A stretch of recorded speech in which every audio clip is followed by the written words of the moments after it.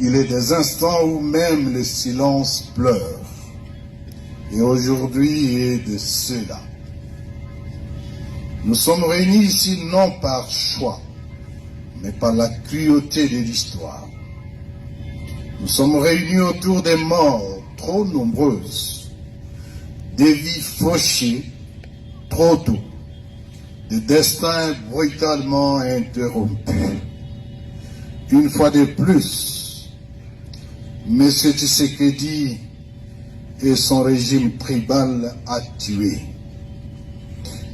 Il a tué sans voir. Il a tué sans entendre les cris. Il a tué sans distinguer l'ennemi de l'innocent.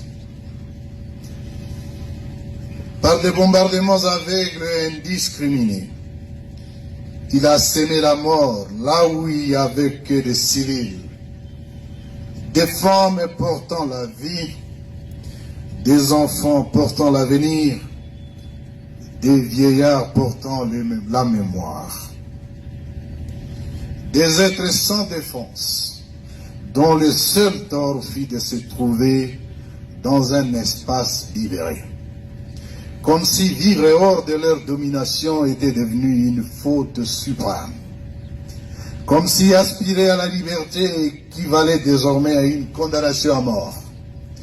Ces bombes n'ont pas seulement détruit des maisons, elles ont détruit des rêves.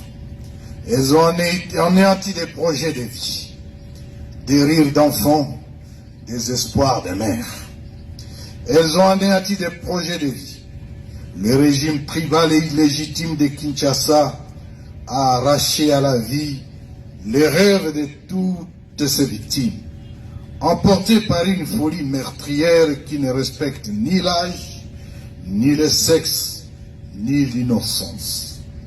Aujourd'hui, ce n'est pas seulement Massissi, ce n'est pas seulement un village qui pleure, ce n'est pas seulement une communauté qui saigne.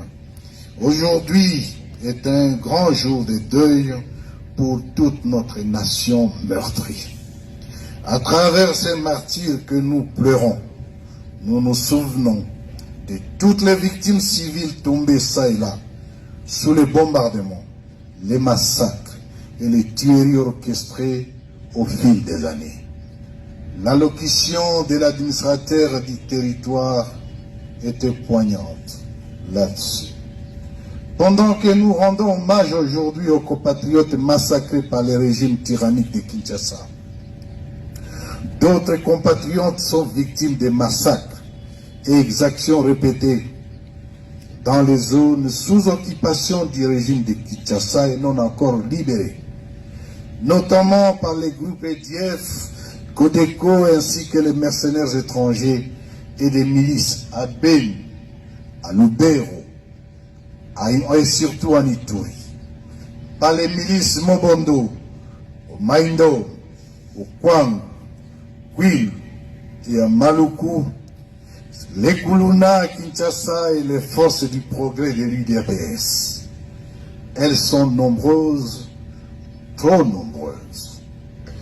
Et chacune d'elles mérite que son nom résonne dans notre mémoire collective. Je tiens à rassurer solennellement, au nom de l'Alliance Fleuve Congo, mouvement du 23 mars, les populations des territoires libérés, l'AFCM 23 de qu'elles proviennent, la sécurité des civils, la préservation de leur dignité et le respect de leurs droits fondamentaux constituent les priorités absolues de notre révolution constitutionnelle.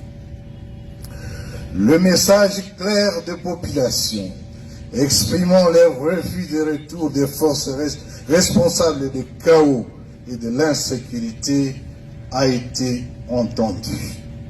Les territoires libérés doivent demeurer des espaces de paix, d'unité, de sécurité et de vivre ensemble, sans exclusion, sans haine et sans persécution.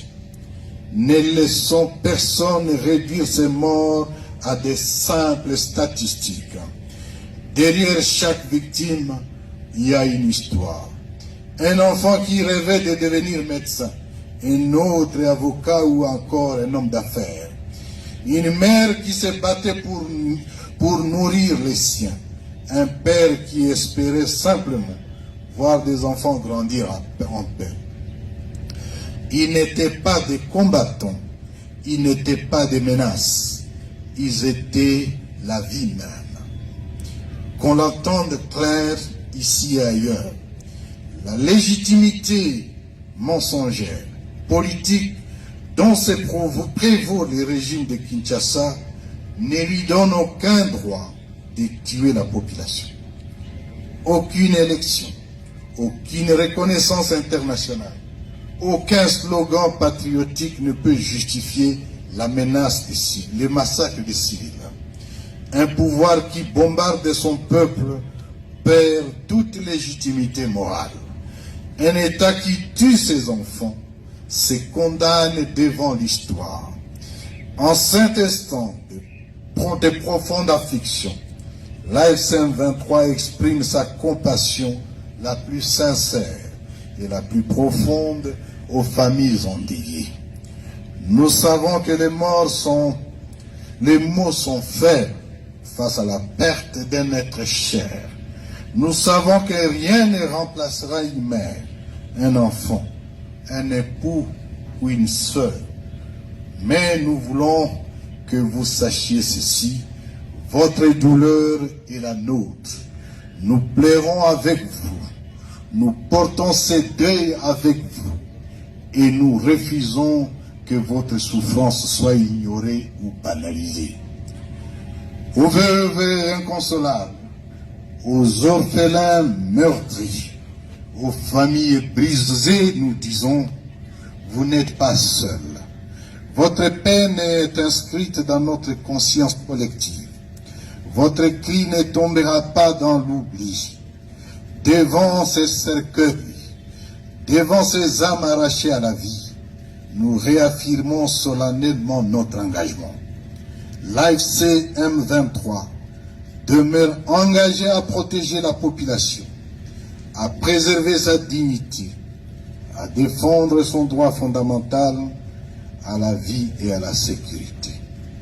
Nous resterons aux côtés du peuple dans l'épreuve, non par calcul politique, mais par devoir moral et humain. La dignité humaine n'est pas négociable. La vie des civils n'est pas une variable d'ajustement. En nom d'Arki, nous adressons ce mot. Il est important de rendre à César ce qui est à César. Juvénal Kibala, le tonton de la presse, le fils d'Abraham, l'enfant béni de Dieu, le tonton des tontons, qui tient Paris, tient la France. Juvénal Kibala, maître des cérémonies par excellence, disponible pour l'agrémentation de vos cérémonies de mariage, fiançailles, anniversaire, baptême, concert, conférence, surprise party, barbecue et autres soirées festives. Juvénal Kibala. La maîtrise des cérémonies, c'est son dada. Adressez-vous aux professionnels. Contactez-le au plus 33 7 53 91 59 13. Juvénal Kibala, le seul, le maître de cérémonie qu'il vous faut. Exigez la qualité.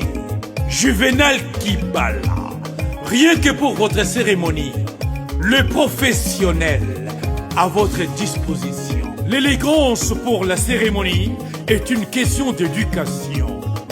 Juvénal Kibala, motona mosala na ye.